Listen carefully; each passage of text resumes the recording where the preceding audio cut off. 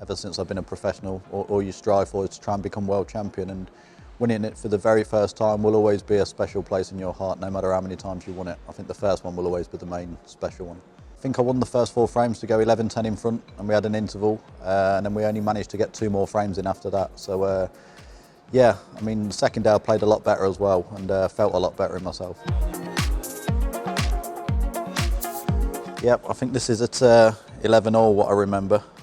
I played the shot off the back of the cushion to hit the brown, and I've not played it as well as I'd like. I've hit it probably too full to leave the brown on. Still leaves Ronnie a tricky shot because he's got to try and get on the blue, but I remember he's played it really, really well, and once he potted that, I thought that was it. The blue a lot easier than it is, so he may decide to screw this in around 2 cushions, trying to keep the whites. I think he stuns the brown here off 2 cushions.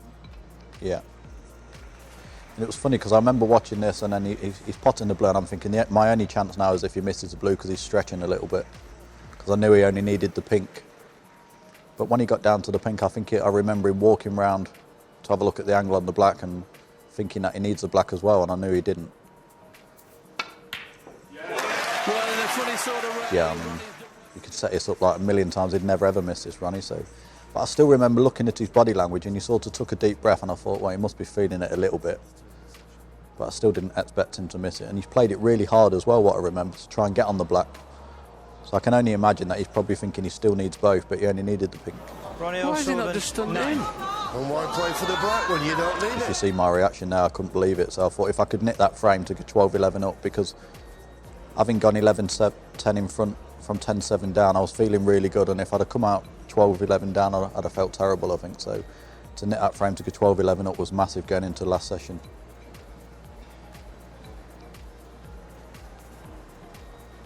You just stun it and leave the white where the blue spot, near the blue spot. You don't have to play it hard. Still left it quite tricky though, to be fair. The pink and the black under the pressure as well. I think I've just rolled the pink in dead weight. Now this will hurt because that pink's in. Yeah, and then I've potted like a missable black still, but I sort of held myself together well and potted it. I think I remember I was banging the cue on the floor, nearly put the floor through, I think.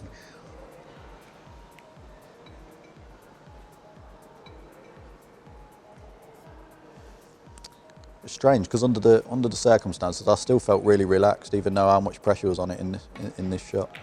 The cue ball's not in with a very, very long. And I think that was probably the difference going into the last session. That gave me the belief, even if I was 12-11 down, I still wouldn't have felt as though I played a great session because I was behind. Even though I've gone 10-7 and I've got back to 12-11 down, you'd have still took it. But because I got in front and then sort of let the lead slip again, I'd have been devastated. So to go in front, I know it was only 1 frame, but it seemed massive at the time.